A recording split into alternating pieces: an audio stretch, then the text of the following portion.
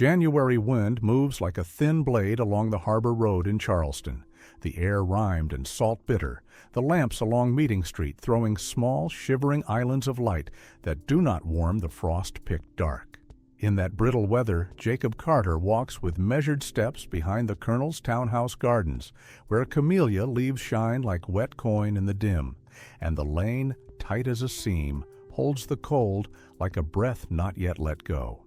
He bears an ash-handled axe, swaddled in a white rag that once knew table work, the cloth cinched flat to still any whisper of metal, and he keeps his palm upon it as if feeling for a pulse. He has taught himself to make a burden soundless, to give way to quiet gait, to let intention move the way tide runs behind pilings, unseen yet steady. From the bay, brine rides the dark, a clean sting at the back of the throat, and over the chimneys the bell speaks the hour in rounded strokes that press upon the rooftops and then ease away, a counting felt in the ribs more than heard. Inside the counting room beyond the side door, paper holds the breath of ink. Ledgers lie with their backs like book-planked coffins, and tonight Jacob sets his eyes at that threshold and makes a vow that is not for any ear but his own. He has watched men bend over columns until the numbers almost seemed to sing, a low hymn of property and balance that erased what it measured. He has watched seals bite down upon parchment like small, cold mouths. His answer is not to unmake arithmetic, but to call it to a truer reckon, to return breath to the tally, to make the night itself a ledger where what has been taken will be named and weighted and carried to its endpoint. He knows how the doorknob chills the palm, and how the hinge gives a narrowed sigh when opened at a cautious angle, how the corridor keeps pockets of warm air above the baseboards while the ceiling swallows the cold, and he places these knowings in order as one arranges cutlery upon linen for a meal yet to be served. Between the garden wall and the rear stoop, the gravel mutters beneath his soles, a language of grit and patience, and the town watch goes by like a shadowed procession 2 streets over, the regular drum, a moving perimeter that encloses the night and leaves to it a small interior room in which Jacob moves. He settles himself in that room as if sitting at a desk he has earned, names carried in his mouth like sacrament, spoken only within. Carter breathed low for steadiness, other names to come later when there is time for the right ceremony. The white cloth that binds the axe is not token, but sentence. It says that surfaces which once announced gentility now must learn to hold a different duty, to keep silence over things the parlor would forbid, and in that new usage the cloth begins to shed its old light. By the pantry arch his fingers hover a moment over wood smoothed by a century of errand and habit, and the latch, brushed by dozens of unremarked hands, each day waits for this exact pressure, this exact hour.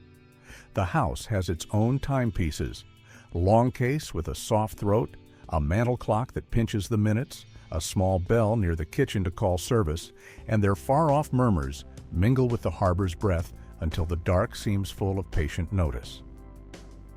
Jacob understands what it means to be observed by instruments that do not care, and to place one's meaning elsewhere in the moral grain of the act. So he steps forward into a night built of simple surfaces, door, stair, ledger, cloth, each thing ready to be reminded of what it owes, each thing receiving new use under a frost-rimmed sky that wants nothing but the honest rise of light. This is not a night for flourish or for a red hunger. It is a night disciplined to consequence, set like a plumb line against the crooked rooms where profit once dressed itself in civility. Jacob's oath is quiet as threads drawn through linen and firm as oak, long seasoned in shadow. He will not raise his hand to astonish, only to answer, and he will count by a different bell than the one that clicks down curfew to dawn. Every hinge remembers who commanded it. Tonight hinges shall be taught another obedience, the modest kind that opens for the unpronounced just claim and shuts against the old presumption. If any soul keeps watch in this hour, let them say the ground they stand upon, and what hour their own clock declares when this telling knocks upon their window. Evening settles like cold ash over Meeting Street. The lamps along the pavement filmed with frost, while laughter rises from a parlor where a fiddler tightens horsehair and tests a bright reel. Heat shivers against the window panes and throws ovals of gold onto the front walk. Inside that room, Punch perfumes the air with citrus and nutmeg, shoes whisper on polished boards, and a small silver bell touches each hour with a delicate tongue as if time itself were a guest to be served. Farther off, St. Michael's tolls with a measured patience, and drums answer from the square, a quarter-hour of ordnance that floats across rooftops like a net drawn in. The sound trims the night into permitted and forbidden, a tailoring of streets that fits some shoulders and binds others. Beyond the garden wall, winter eats at breath in the kitchen yard, where a kettle smokes without spice, and the air clings with the tannic scent of damp wood.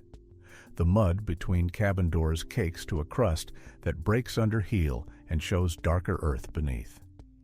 A child swaddled in a coarse shift is hushed with a palm warm from washing. A woman pinches a wick to save tallow. Men lean in the lee of the dairy shed to stretch their fingers and coax a little heat from their own bodies. The ledgers kept under lamplight have arrived here in smaller portions and thinner stew. Names entered in careful hands become fewer bones, and a ration cut by arithmetic no one present was invited to write. In the drawing room, white napery falls in perfect squares, and the lip of a porcelain bowl catches reflections of rings and laces. A guest, curved like a comma in a gilded chair, smiles toward a story's crest, while a servant in the hall holds her body like a straight line against the wainscot. Doors feather open and close on oiled hinges that speak of attention and coin. In their wake, scents of roasted bird and clove ride out to the stair landing but disperse before the yard, where the same cloth that served at table reappears as a strip tied around a wrist to brace a joint, a small favor granted by someone's earlier pity. A tray glides past a threshold as if it had learned to float. Footsteps lift and set in prescribed cadence. The bell, struck by a gloved finger, is answered by movement that erases the mover. In the quarters, after the drumbeat's last echo, talk shrinks to the size the night allows and is folded under quilts, pieced from flour sacks, the seams traced with fingertips to remember whose hand stitched which star. Names are said low, not as petition, but as keeping. Kin and cabin mates, and the couple sent to another parish last month, spoken as one might tend a banked ember, blowing just enough to hold the glow. A latch is drawn against the wind with a sound that knows its work. A hinge holds steady under a bar. A door becomes not exclusion, but shelter, a plank of mercy in air that turns breath sharp. Curfew's design is audible, bells like a boundary written on air, drums like stitches pulling the city into prescribed shape, the sound skimming over brick and palmetto trunks until it thins above the outbuildings and the scrub at the lot's edge. That music, meant to govern distance, teaches those who hear it to count differently, by warmth kept, by steps saved, by the small inventory of what can be spared until light. And in the pantry passage between those worlds, where cold drafts from the service door gather like a quiet audience, a white cloth folded for polishing becomes a modest flag of breath itself, held close to the mouth, not to silence, but to steady, as two winters share one night and do not meet except as echo on the hour.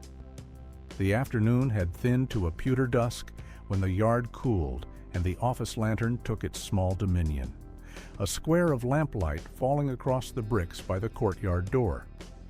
Inside that narrow chamber, with shelves shouldering deeds and notes, a clerk dipped his pen and breathed on his fingers to warm them, then drew a line as straight as a plumbed wall through a name he did not intend to see again. The room smelled of gum arabic and damp wool, and a single fly, winter stupid, tapped the glass as if insisting the day had not ended. Jacob stood in the doorway, unseen, a shadow among hung coats, while the colonel's elder son spoke in a tone meant for business, quiet, quick, underwriting a bargain that mistook blood for entry in a tidy row. Weeks earlier, behind the dairy where steam fled from churn work, a word had been given to Jacob, soft as a hand on the shoulder. After harvest, a path would open, not a full road, but a wicket gate into something like air. That breath promise was folded into Jacob's chest where hunger could not gnaw it, a seed under winter clod. Yet within this office the son's mouth made weather of a different kind, calling for conveyance as if ordering sacks, his inflection descending at the end of each clause, the way a key teeths into a lock.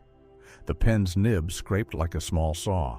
Sand shook over the wet script and turned shine to dull, and a sheet was held up, fanned once, and handed to a man who smelled of river mud and burlap, the courier for the inland route. Through the open door, the yard looked steady, as if the world might continue without ripple.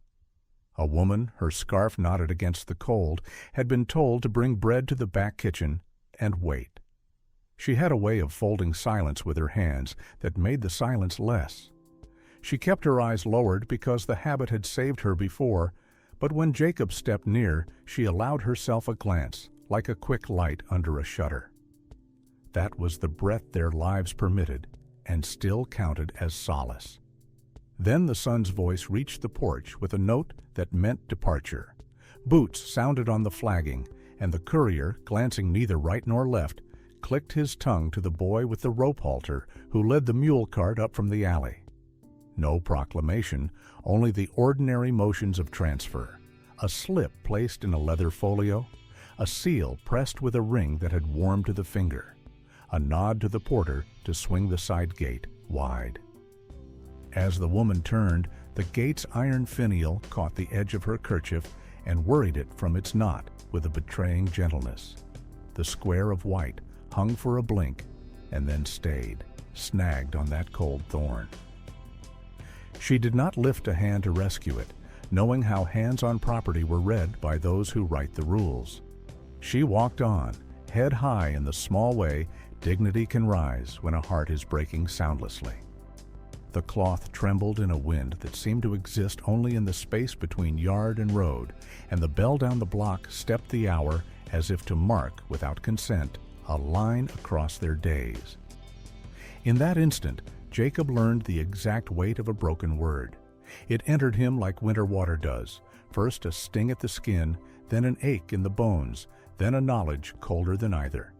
He placed his palm on the gate, feeling the rough where paint had peeled and the iron bled through, and he said within himself what he could not say aloud: that figures which pretend to be clean will be made to answer to what they have dirtied, that a page is not the last court when bodies have memory and rooms remember footsteps.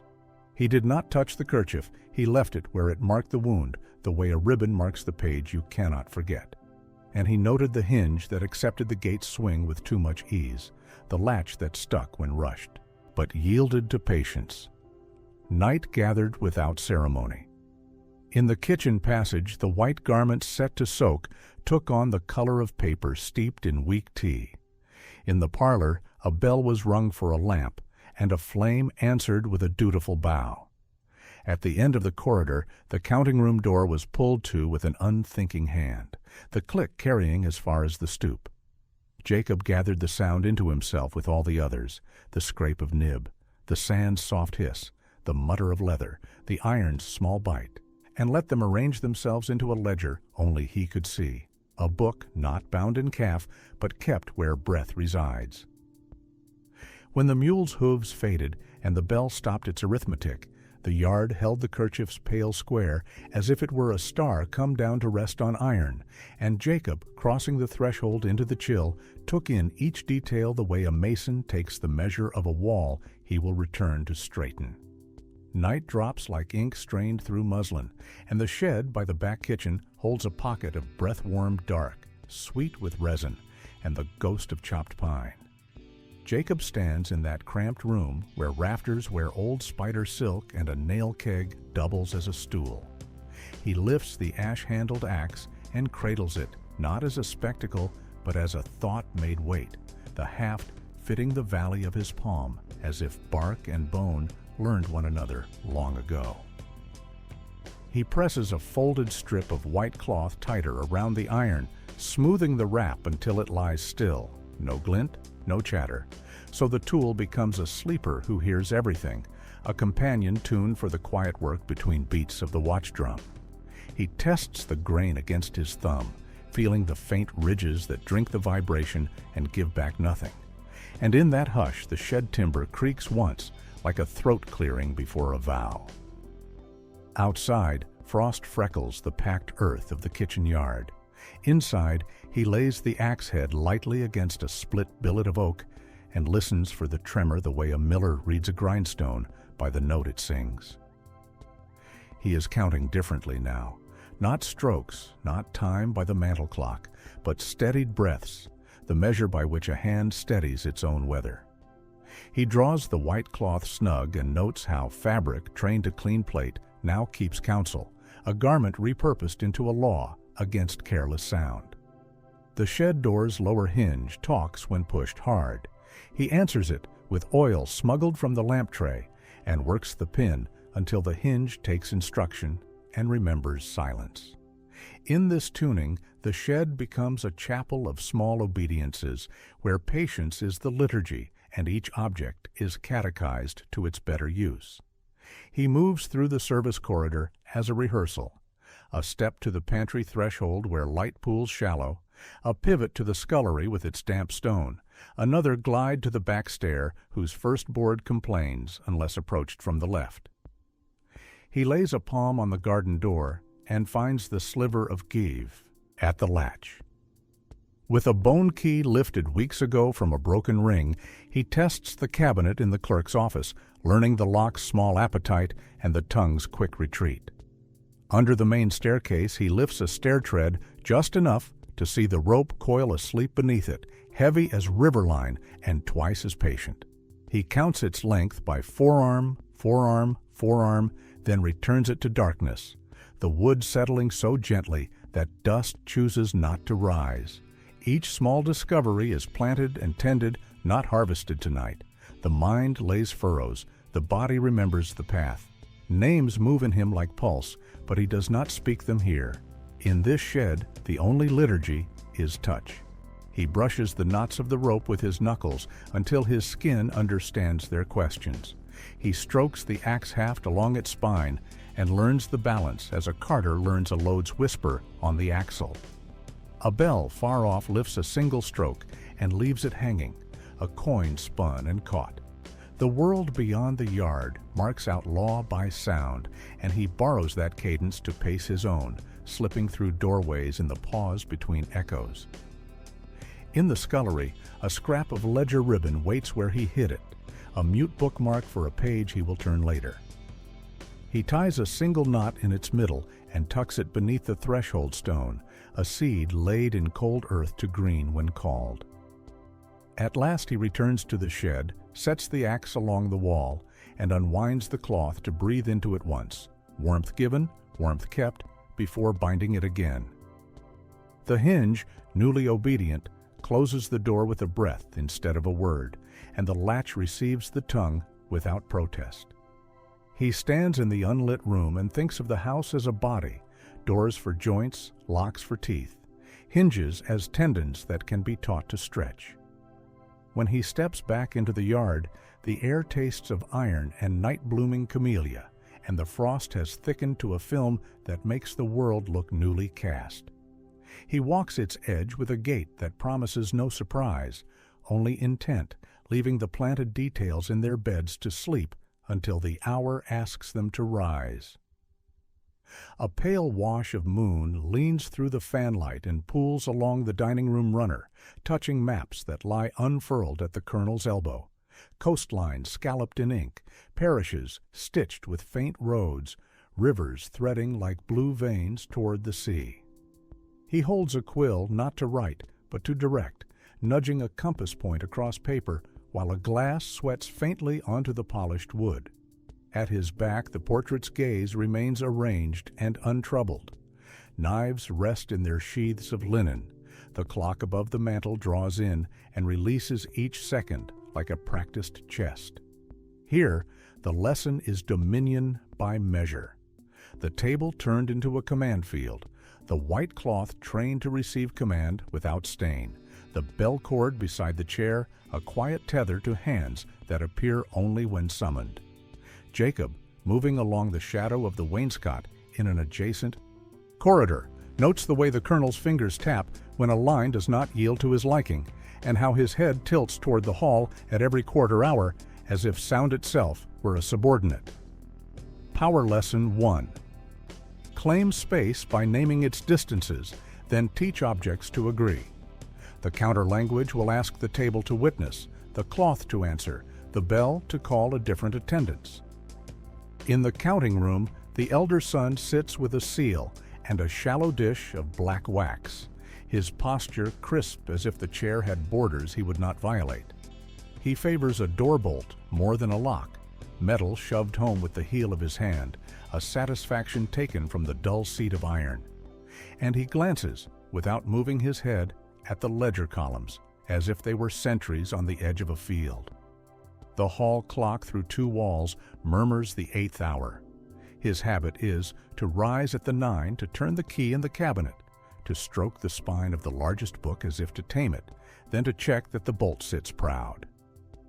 Jacob catalogs the sequence: wax, impression, blotter, then cabinet, caress, bolt.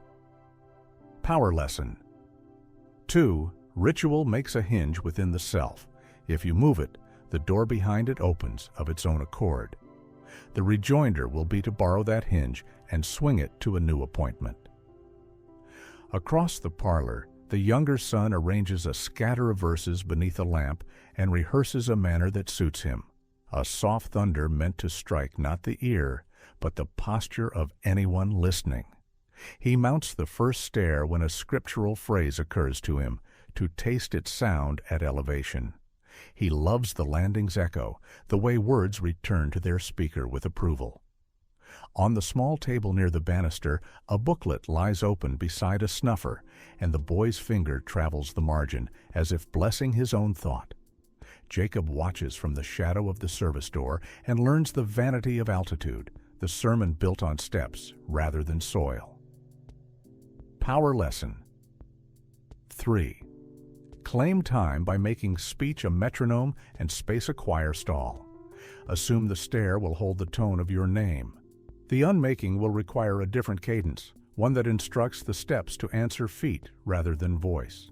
At the end of a narrow passage by the yard, behind a door with paint rubbed thin where a thumb always presses, the bureau man keeps his sanctum close and warm. His desk smells of starch and lamp wick. Cords bind documents in obedient stacks, and a small iron safe, no more than a stout box, sits beneath the window as if it were a sleeping dog.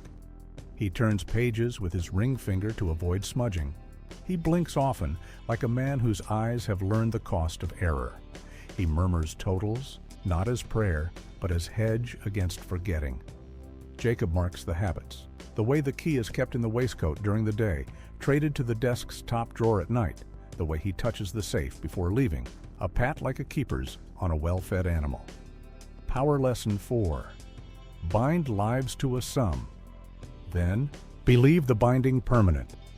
The answer to such belief is to remind the cord it can be untied and retied to a different purpose, to translate totals back into breath. 4 rooms, 4 tempos. Map and bell. Bolt and wax. Stair and verse. Chord and safe. Jacob gathers their music as a fifer gathers tunes along a march, each note stored under the tongue for the hour when it will be needed. The house discloses itself as an engine whose pistons are habits, whose fuel is presumption, whose valves are doors made obedient by repetition. To unsettle such a machine requires not fire, but a fingertip at the right screw. Outside, night draws its seam across the yard, and the small frost shines along the sill, as if the air itself were a ledger of light and chill. Jacob turns from the corridor into the service hall, where a draft snakes under the back entrance. He passes his palm above the latch to feel its temper, then lowers it without sound, carrying with him the 4 lessons, each paired with a place and a symbol that will later be asked to answer its own boast. By late winter, the sky wears a dulled pewter, and dusk comes down as if poured, steady and without ripple, settling into the seams of the house and yard. Jacob marks the hours by the town's discipline, the drum's evening tattoo drawing a chord through the streets, the bells lifting quarters like measured lanterns in fog, and fits his breath to that public cadence while he moves through private rooms. The pantry corridor carries a chill that travels ankle-high. The scullery stones keep a memory of water. At the turn to the side stair, a draft collects as if to eavesdrop. These are his charts and soundings. He traces them nightly until the way itself becomes a kept promise underfoot. Behind the dairy, where the wall cools quickly after sun, he takes a nail and pricks one small mark into the plaster at finger height, then another the next night, and another. An austere tally where no eyes bother to linger. Each scratch sits narrow as a hair, each one a rung in a ladder of nights leading toward the bell-marked hinge of his plan. He does not count aloud. He lets the city's instruments do it for him. From 8 to dawn in winter, the old ordinance hems the dark with patrol, and he sits his intentions within that hem to hide their outline. A name does not pass his lips in this ritual. The counting is not for witness, but for exactness, a carpenter's scribe along a beam no one will see. In the yard's dim corner, he lifts the flour sack and feeds rope into it, coil by coil, listening to the softened rasp as hemp kisses coarse weave. He tests each length by forearm measures and shadows. The porch post at sundown makes a clean bar on the ground, and he lays the rope beside that moving line to gauge it without spectacle. The sack goes beneath a low shelf where onions cure. Its mouth is closed with a twist that looks like ordinary tidying. In the clerk's sanctum, he fingers the bone key he has, adopted, its teeth blunt but faithful, and then places it under a loosened brick near the side door hinge, where mortar has failed and no one has cared enough to mend. The key lies in the little cave with a dry, patient hush. He takes from his pocket a ribbon once bound through a ledger's spine and ties a single knot exactly in its center. The knot is small and tight, invisible when the ribbon is laid flat. That sign, folded and refolded, is hidden under the scullery threshold where dust gathers and bristle brooms pass thoughtlessly. Later, it will declare a page without a voice being raised. He unfolds a square of white cloth and presses it against the axe's binding so that layers marry clean. Cloth, conscripted to a new decency, keeps the iron from offering up even a shy chime against a workbench or latch. In these acts, the motifs of his life relocate their loyalties. The ledger's finery becomes a cipher, the cloth a ward, the door a practiced ally. Routes are rehearsed to the grain of boards, pantry to clerk's room to side stair to gallery, gallery to dining hall, each leg learned with a variance for sound, for weight, for air. He has discovered which hinge can be lulled with oil and which must simply be treated tenderly, which lock accepts a slow tongue and which a quick one. Outside, the tattoo folds the city toward its sleep, and the reveille will one day unroll it. Inside, Jacob's plan breathes in time with those inherited signals, but answers a different authority, a moral ordinance that writes itself in the body and refuses erasure. When he lays down the cold bone key and smooths the mortar crumbs from his palm, the house gives back only quiet. The long case in the hall gathers another minute and lets it go, and Jacob, having placed his planted signs and counted his hidden days, walks the service passage with a calm that does not shine. 11's breath lies on Charleston like a thin frost, and the lane behind the townhouse holds the hour as if cupped in both hands. From the steeple, the bells climb toward their next utterance, each tone widening the night and then letting it narrow again. Jacob stands at the side gate where wood has learned the heat and weight of his palm. The hinge, once talkative, now keeps its counsel, and the latch receives pressure the way a good listener takes a confidence. In that pause before moving, he gathers the names that make a spine in him and says them inwardly with the care of a reader at prayer. Not only the one whose scarf snagged and stayed, but the cook who hums to the kettle, the boy who mends nets, the man whose back is a map of old orders, the midwife who keeps 3 songs for 3 kinds of sorrow. Each name is a rung to lift the body over the night's wall. The bell of Saint. Michael's offers its quarter as a measured kindness, a sound that walks the roofs and then descends to the eaves like soft rain. Beyond it, the tattoo draws a line in air, the old instruction that drapes the streets in permitted silence. Jacob bends to the strap of the flour sack and loosens it, testing rope by touch alone, the way one tests a thought to see if it will hold. He kisses the cloth that swaddles the axe not as charm, but as acknowledgement, the fabric tasting of lie and smoke, a cleansing repurposed into secrecy. The white square becomes a small hearth for the breath he warms into it, and he sets that warmth to work. Nothing clinks, nothing flares, nothing mars the hour's skin. He enters by the service door with a patience that has practiced itself thin.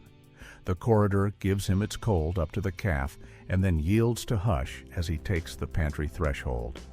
The floorboards keep their counsel if the step lands on the seam rather than the plank. He chooses seam. The scullery lends him damp air, the kind that makes a coat whisper, and he presses the knot in the ledger ribbon under the sill with the side of his thumb, as if reminding himself how the story shall turn its page when commanded. In the clerk's passage, the bone key sleeps where he hid it, a little tooth in the wall. He lets his fingers find it and then leave it, saving that word for the exact place in the sentence. Names keep coming, a tide that does not tire, elders who hold psalms in their gait, a girl with quick wrists and a laugh she keeps under the stairs, a man whose first language is boat and whose second is silence, a mother who braided hair in patterns that told directions if read by the right eyes. Jacob does not let the litany bloom into weeping. He trims it close, a service for steadiness. He is not alone within himself. He walks accompanied by those he names, and they keep time with him, 4 heartbeats to the measure, like feet on a packed road at night. From the hallway clock, a lesser tongue than the steeples, comes a small assent, a click that says the hour gathers itself. Doors give way.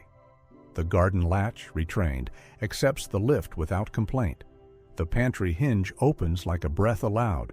The stairs' first board holds if approached by the post, as learned through winter practice. Jacob becomes a seam between rooms, a joinery as much as a man. He moves not to display himself, but to stitch spaces into a passage for necessity. When the bell leans toward 12 and the watch's beat thins, he is already at the threshold of the sanctum that counts lives by ink, bearing the cloth-bound weight that listens and the coiled answer that measures, his litany finished for now, his steps taking the sentence into its next clause. The sanctum breathes like a box held near the mouth, warm with lamplight and the sweet metal scent of ink laid hours ago. Cords yoke documents into obedient stacks, and the desk bears a blotter dark as a small pond at night. Jacob enters as a draft, not a figure, letting the service corridor deliver him to the threshold, and then withdrawing its chill as the room takes him in. The watch's distant cadence rinses against the window pane and ebbs.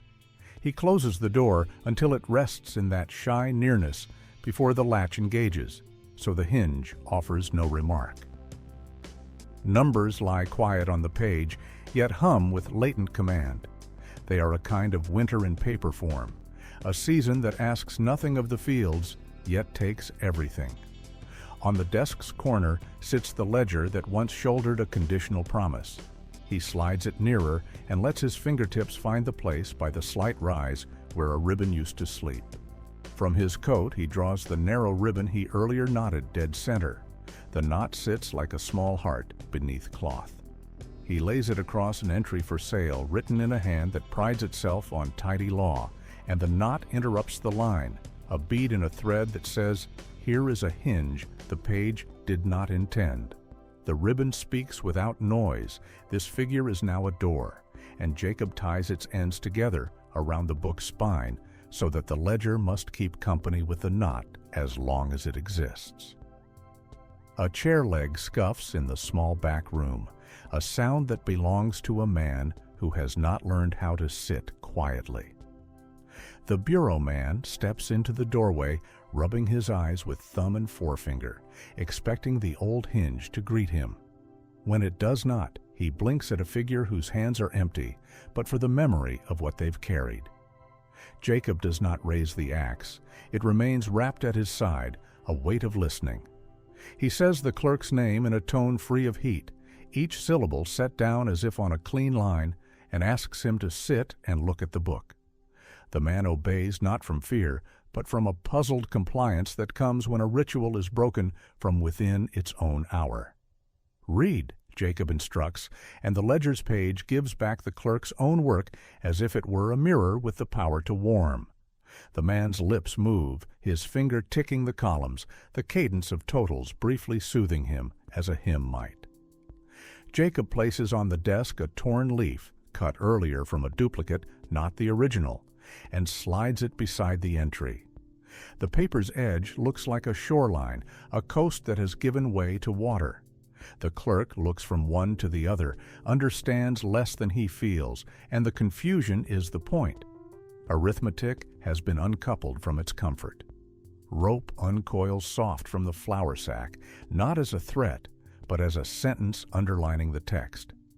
Jacob binds the clerk to his chair with a craftsman's economy, wrists guided to the armrests, not wrenched, cord drawn firm, not cruel, so that the man must keep himself company and watch the record he made. A handkerchief, plain, not fine, is set upon the desk rather than the mouth, a courtesy laid in reach. No blow, no spectacle. The inversion is moral, not theatrical. The page that ordered breath now receives breath's refusal to be mere cipher. He turns to the cabinet, its keyhole a small black eye. The bone key answers with a soft, practiced tongue. The lock accepts the visitor and withdraws itself like a creature returning to burrow. Inside, documents lie with the neatness of a field sown in rows. Jacob lifts a sheaf and fans at once to scent the gum and dust. He removes nothing he cannot carry within his mind. Instead, he rearranges one cord, loosens another, leaves a single band untied so that the first hand to touch the stack will understand that custody has been questioned. He closes the door and lets the lock kiss the strike plate without a sound. At the window, a bell toll swells and recedes, the city keeping its own book upon the hour. Jacob turns back to the desk and straightens the knot tone last time. He sets the torn leaf under the clerk's palm as if to weight his memory to it. "You measured breath," he says, no louder than thought. "Now breath measures you." Then he moves out as he came, a subtraction rather than a stride, leaving behind a man unhurt in body and unsettled in soul, a room altered by the smallest adjustments, and a ledger that will open, hereafter, upon a knot that will not lie flat. The corridor beyond the scullery lies thin and cool, its plaster catching the lamplight in a pale seam, and the bell over the kitchen door has only just gone still from an upstairs tug. A side room opens off this passage, an oak panel fitted with a rule rather than welcome, where a young servant waits with her tray until the next summons permits her to cross into sight. Etiquette holds her like a cord, feet together, gaze softened to a blur of carpet and shoe, and the handle gleams with the greasy sheen of many careful hands that dare not leave a mark. The servant bells above the lintel, a row of small throats with spiral springs, list backwards into quiet, each one a thin memory of someone else's will. Jacob comes to that threshold bearing no clatter, the white-wrapped axe asleep against his ribs, the flour sack of rope settled to his shoulder with the hush of grain. He inclines his head not to the room, but to the wood itself, as if acknowledging that this plank has long been instructed to choose who may pass and who must wait, and then he fits his palm to the latch and lifts with a kindness the metal recognizes. The hinge holds its silence, the winter lesson remembered, and the door swings inward without a show, its edge clearing the flagstones by the width of a prayer. The girl startles at the breach in custom and then reads the offer in his stance. This passage is yours a moment. The law of oak is suspended for breath. Come, he says, a word set soft as felt, and he takes the tray from her hands, so weight relocates from her wrists to his shoulder, plates nesting against his sleeve without noise. She sets her feet across the threshold with the care of someone entering water in winter. Toes first, then the whole step, and the air of the corridor receives her without complaint. Behind them, a bell somewhere above gives a tentative twitch and then relents. The system waits for the motion it expects, and for now, it will not be satisfied. The door eases nearly shut on its own, taught to hover rather than clap, and the latch declines to shout. They move along the pantry passage into the back hall, where drafts collect like unclaimed coats, the rope inside the sack shifting with the sound of a tide in a small cave. Jacob guides her with a nod around the stair's first board, then along the wall where the paint has been burnished by many shoulders. She carries her name to her mouth and speaks it once, not as apology, but as retrieval, and he repeats it in a register that treats it as fact. The gardens are a frost-stitched vacancy through the side glass. At the end of the hall, the garden door waits with its tolerated looseness, the hinge taught to glide, the bolt left complacent from earlier practice. He puts his hand to the door, and the wood lifts as if recognizing a friend. The night comes in with its iron taste and its small constellation of house lamps across the alley. The bell in the steeple counts the quarter before midnight, the strokes walking down the backs of the houses and into the kitchen yard like an inspector. In that interim, the street becomes a ribbon unclaimed by eyes. They cross the sill into garden dark, damp earth cupping their steps. The sack brushes brick with a whisper, swallowed by cloth. At the gate, he pauses to let the girl pass first into the thin ivy screen, etiquette rewritten for a single stride, and then he draws the panel to without bite, leaving the hinge satisfied with its new work. Names stand ready in his chest, but he keeps them, promising himself a fuller right later. Now the office is simple: carry, shield, move. In the lane, the air carries coal and orange peel and the faint medicinal ghost of lye. He notes each smell and files it to the map of this hour, its proof of passage. The girl's steps gain a thread of length as if a measure had been returned to her legs, and they go by the dairy's blank window and the well's black circle toward a latched gate he knows will give, if asked gently. When they reach the shadow's edge where the alley narrows toward the street, he turns her face toward the darker seam that means safety and puts the tray in her hands again, emptier now and lighter, and in that trade, custom is amended, if only for a breath, before the night resumes its appointed count. The landing lamp burns a small sun at the bend of the stair, its chimney smudged with the thumbprints of nights just like this, and the hall clock below chews the minutes with a discreet jaw as the steeple prepares its larger statement. The younger son has claimed this rise of steps as his personal pulpit. He keeps a thin book open upon the banister table and tests phrases in the hush, as if the rail itself were a congregation that might nod when properly addressed. He does not see Jacob until the sentence in his mouth returns to him thinner than it left, the echo meeting a shape that will not take instruction, from altitude. The stair remembers Jacob's weight from winter practice. He leans into the post, so the first board swallows its complaint, and in that clever silence, the house yields a new order. "Sir," the boy begins, drawing himself into a semblance of office, the page in his hand trembling only at the corner. He believes words make shelter. Jacob steps up evenly until they stand near eyes level, the landing between them a flat of truce. He takes the book without struggle, no wrenching, no humiliation, only a transfer, places it upon the riser where a foot must either tread it or pause, and by that gesture he unthreads sermon from sanctity. "Listen," he says, and the word hangs not as instruction, but as condition. To proceed, someone must learn how to hear without being heard first. The boy's throat works around an argument. The argument finds no stair to climb. The bell in St. Michael's Tower sends its quarter out along the slate and plaster, a clear ring that walks through the house and descends like a visiting spirit. It counts not authority, but time, and time tonight belongs to another craft.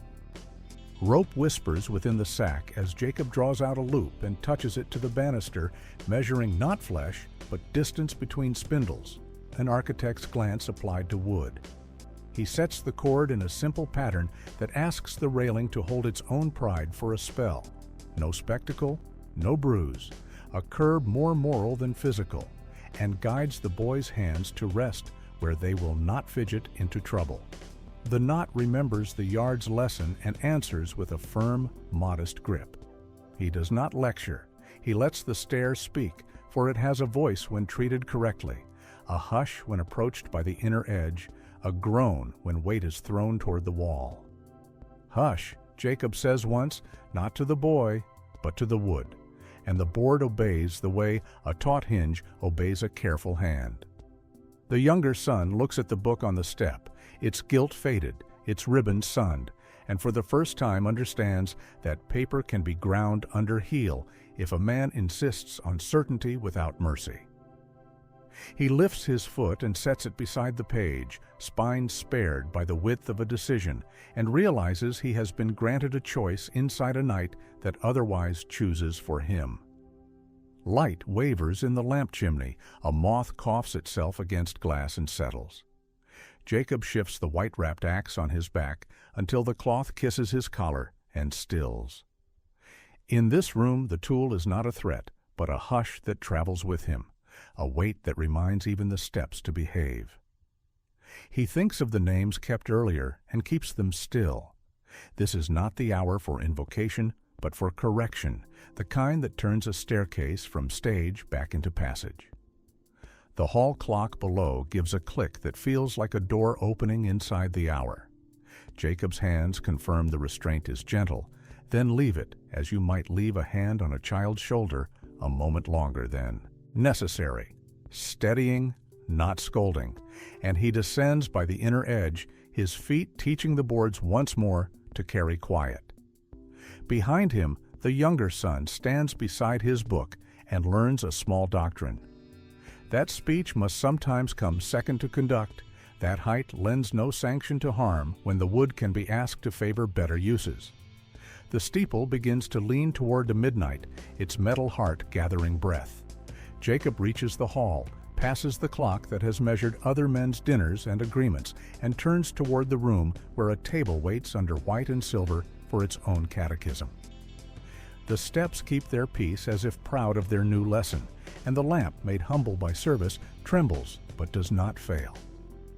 Midnight lifts its full note over Charleston, the steeple's iron throat sending a clean circle of sound through slate and shutter, and the hall clock swallows the last small second before releasing silence. Jacob steps into the dining room as that hush settles, the white-wrapped axe a quiet companion across his back, the flour sack's coiled weight swaying like a harbor line in slack water. The colonel sits at the table under the measured eyes of portrait and sconce, maps folded to a square beside his plate, the table laid to a creed of symmetry, knife and fork flanking porcelain, glass set where light can find it. The cloth, bright as an oath kept too long, waits to be told what kind of witness it shall be. At the door stands the elder son with his familiar comfort, the bolt he loves to slide for the taste of control. His palm is already on the metal when he notices the lock's temper altered. The bone key, kissed earlier by careful teeth, has taught the bolt to sit without allegiance. He pushes, hears no bite, and frowns at a mechanism that should have obeyed. Jacob does not look at him. He crosses instead to the vacant chair at the table's end and lays the ledger's torn leaf beside a goblet, a soft square of paper against glass, a different kind of grace. The colonel's gaze narrows as if sight could tighten a room the way a drawstring tightens a pouch. No one rises. The rules of this room have not yet decided whether to protest or to observe. Jacob draws out a length of rope, lets it settle on the white like a line laid on a chart, and measures the back of the captain's chair with a gloveless hand, fingers finding the span the way a mason learns the face of a brick. Symbol answers symbol, the ledger leaf touching wine, the rope touching wood, the cloth serving not service, but record. "You have counted us," Jacob says, his voice no higher than the breath of the candles. And tonight, the counting looks back. The elder son reaches for the bolt again, grasping at a ritual the lock will not perform. The door, instructed earlier to be impartial, refuses to bless him with that comfort. The colonel puts his hand flat on the table, palm whitening, the map's folded edge under his thumb, as if the land itself might stiffen into command. Jacob does not let anger write his hand. He lets craft do it. He takes the cloth's corner and draws it half over the rope, so the white becomes not a shroud, but a page on which the cord can be read.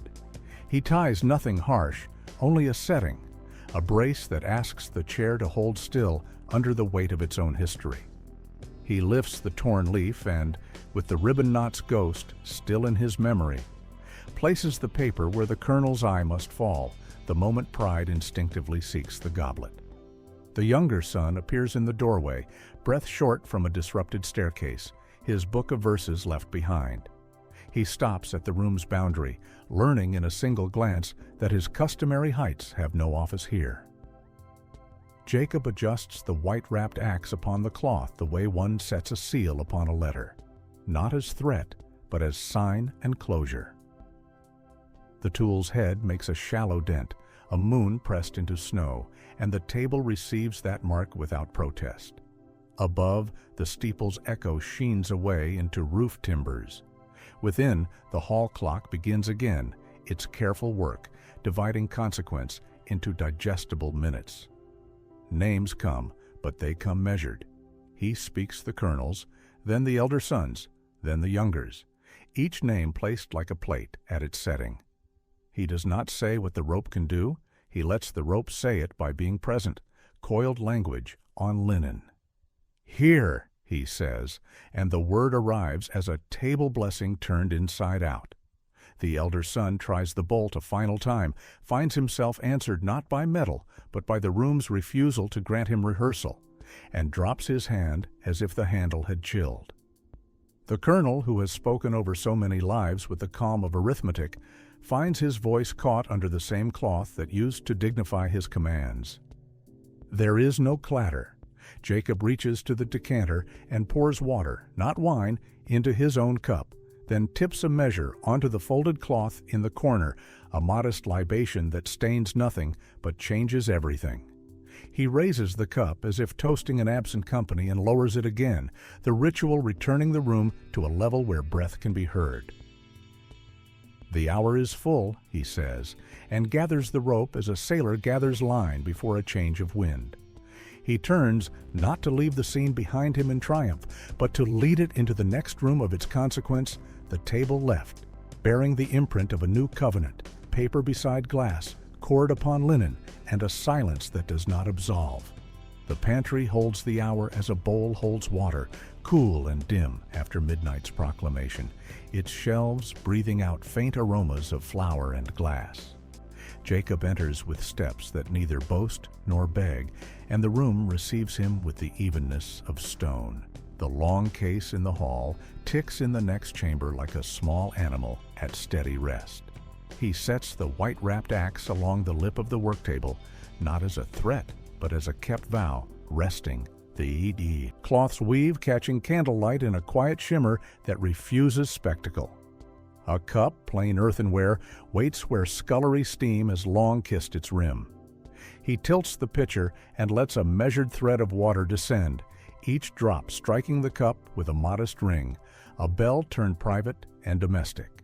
Then, with care the house would never think to teach, he inverts the cup, and pours a little onto the flagstones, a pour for those tallied into hunger and miles, for the ones whose lives were entered like cargo and erased like chalk, a ledger rewritten in liquid and silence.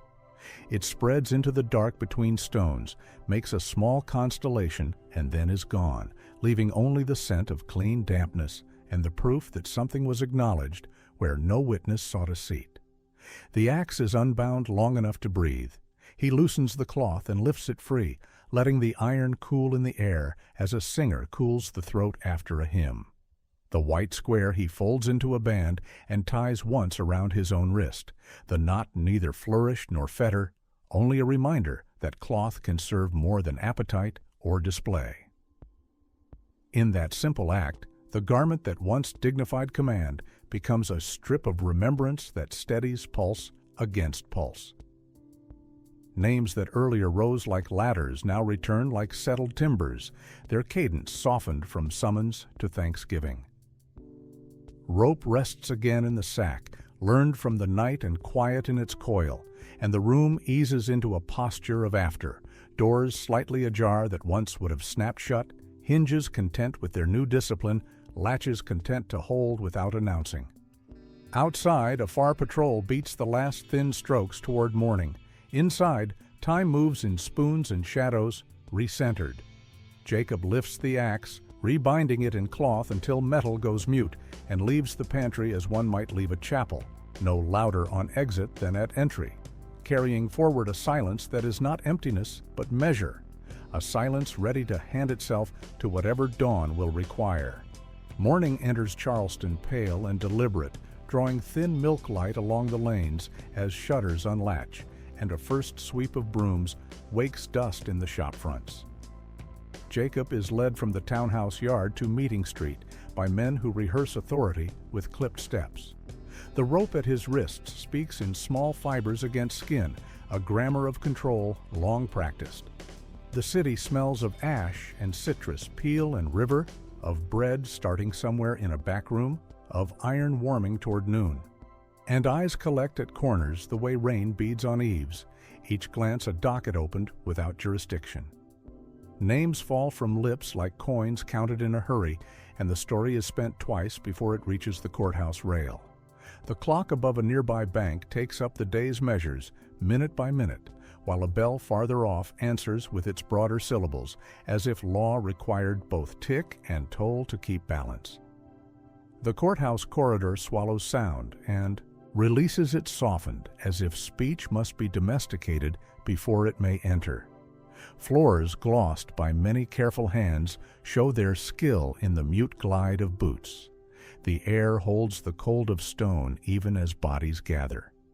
Jacob passes a door that remembers other verdicts and registers this one without interest. Hinges, faithful to whoever turns them, do not discriminate. A clerk with ink on his cuff stares and then looks down, embarrassed by his own curiosity. He arranges papers that smell of fresh gum and old resolve. Names are pronounced in the hallway with the certainty of strangers, and none of the mouths that shape them know how to hold their weight. The syllables feel smaller here, their edges blunted against the institution's smooth grain. At noon, the room of judgment is a white box of order, a bench in its high seat, a rail polished by many hands, a table cut by gouges where quills have rested between arguments. Heat gathers under the skylight and makes a faint resin of varnish lift into the air. The judge's voice arrives like measured gravel. Testimony comes clipped, as if brevity could make it clean. A watcher says the night was quiet. A servant recalls a door not where it ought to have been. A son says nothing except what the law expects a son to say. The clerk writes faster than he hears, and the quill's scratch suggests consensus, even where it stumbles. The page accepts every line, indifferent to whether truth attends. Bells beyond the window keep to their office, wedding noon to the city's other tasks with impartial clarity. Jacob holds inside himself the other book, the one made of steps and breath and sober inversions, and it refuses to be erased by this neat script. He watches the door through which he entered close upon another man's relief, and the hinge gives the same polite murmur it gave for him. In that democratic obedience of hardware is a bleak lesson that the room does not choose its stories. A name, his, sounds thin in the judge's mouth, as if aired too quickly. Then the colonel's family name arrives, weighted with furniture and oil portraits, and the crowd's attention leans toward it by habit. On a bench nearby, a woman knots a corner of white cloth between her fingers until the thread squeaks, and then stills it with a breath that belongs to another kind of liturgy. The verdict is delivered in a tone that prefers decorum to illumination. It arrives with a cadence that makes every sentence seem inevitable, as if noon had always intended to become this particular afternoon. Hands touch Jacob's elbows, not cruelly, only certainly, and he stands because standing is what the body does when asked in that grammar. Outside, a bell rings for some other ceremony across the square, a christening or a civic announcement, and its cheer passes the courthouse windows without pausing. A reminder that the city can host more than one narrative at once. Jacob's gaze rests on the door's simple hardware as he is turned. He thinks of all the rooms a door serves and how a hinge earns its small music by never choosing. In the corridor, public curiosity folds back into commerce with the ease of a practiced seamstress setting aside a hem to stir a pot. A boy runs with messages, his feet finding the rhythm the drum will later take. A shopkeeper lifts a ledger and licks a thumb and turns a page. Jacob measures his breath to a slower metronome, the inward bell that refuses to be conducted by other hands. He gathers himself to the small truth that remains his, that the night's arithmetic was set against a different standard than the one now inscribed in ink.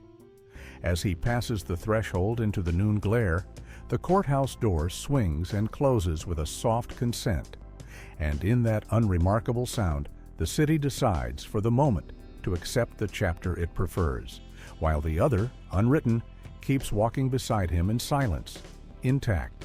Afternoon thins toward evening in a courtyard stitched with lines, white garments lifted on ropes that run from post to post like quiet bridges. Light drifts through linen and turns it into weather. Cloud, sail, shade, softening the brick's red insistence. The air smells of soap and starch, of damp thread warming toward dry, and the breeze makes small talk with clothespins while a kettle ticks on the kitchen hearth beyond the door. Women move between tubs and benches, their hands glossy with work. A child loops behind them with a wooden hoop that taps the flagstones in a rhythm that does not ask permission. The hour carries no audience and therefore has room for change. A tablecloth once ruled by crystal and command now hangs wide as a wing, casting a gentle square of shadow where elders sit to mend. It breaks the sun into mercy, unlearning the bright tyranny it once served. Stitch by stitch, they set new edges. A torn hem becomes a sling for a tender wrist. A stained corner is made into a band to tie a bundle for market. A clean strip is saved for swaddling when that season comes. The cloth's whiteness no longer performs civility. It lends itself to usefulness, the kind that steadies a hand, cools a brow, or lifts a weight. Its quiet gleam, a language rephrased. The axe, once carried like a thought under oath, hangs now on a nail in the shed beside hoes and a saw, its presence leveled into common service, its silence a kind of peace that other tools understand. On a bench by the door, rope is measured into household tasks, lengths cut for the bucket that drinks from the well, shorter ties for the bundle of sticks that will be brought in at dusk, a plaited handle for a basket whose old grip gave way. Each segment remembers tension without requiring fear. Utility is its new grammar. From the hearth, fire takes to paper that used to fix figures in place. The brittle ledger leaves flame quick and hot, then fall into a service of warmth that fills the kitchen with a human arithmetic. Steam, stew, breath, and no name is diminished in the reckoning. A bell speaks from a distant tower not as command, but as neighborly notice of the hour. and conversation continues beneath it, unbowed. A door that once sealed a scolded child now stands open to the stoop, hinge oiled into courtesy, threshold brushed clean as if to invite crossing. Names are neither whispered nor shouted. They are threaded into anecdotes and recipes, into instructions for seedlings and warnings about weather, into lullabies that carry lineage safe across sleep. In this light, authority becomes the art of caring for what will outlast the present temper.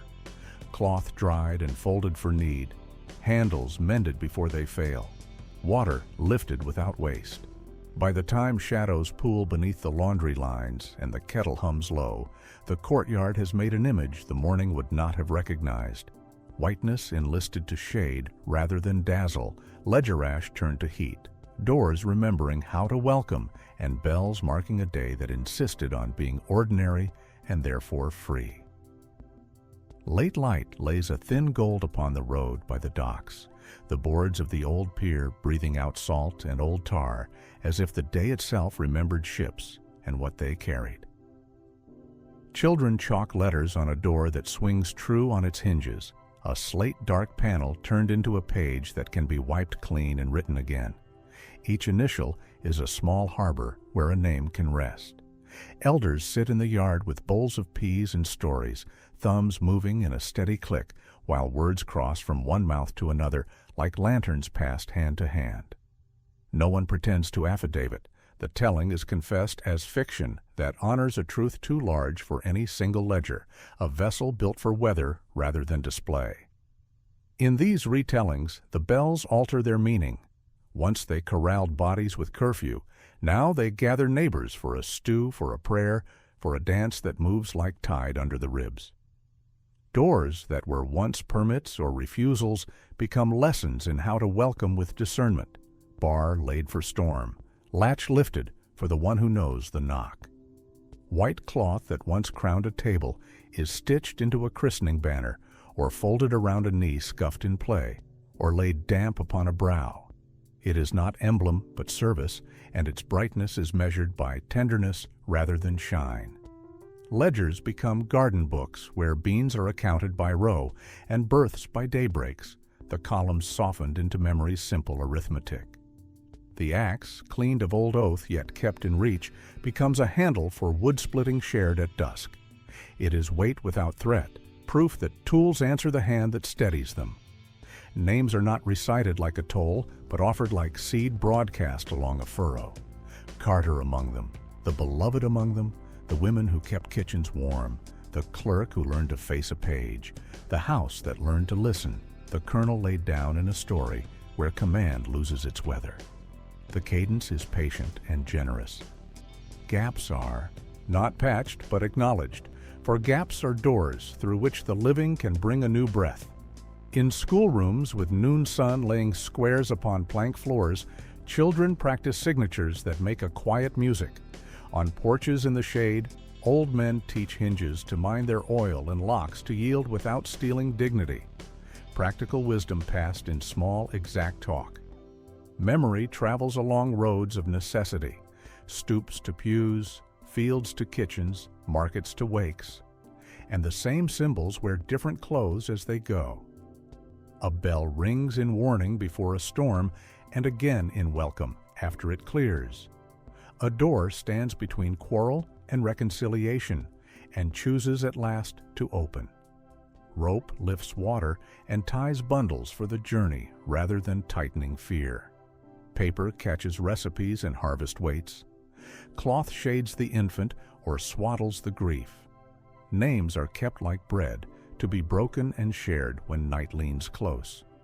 The tale does not demand belief. It asks for conduct, to keep craft clean, to set symbols to their right work, to let the hour belong to mercy when it can. In the last of the sun, when the river's skin looks hammered and birds make their evening circuits over masts, a young voice asks what to do with what was done, and an elder answers without hurry, make room, remember rightly, and teach your hands to choose the decent use. Be part of our hearth by subscribing your presence, setting down a sign of regard, and speaking your thoughts into this circle so others may hear and be steadied, and let a life lesson go with you. Tools carry the mind that wields them, so let your mind be the hand that mends.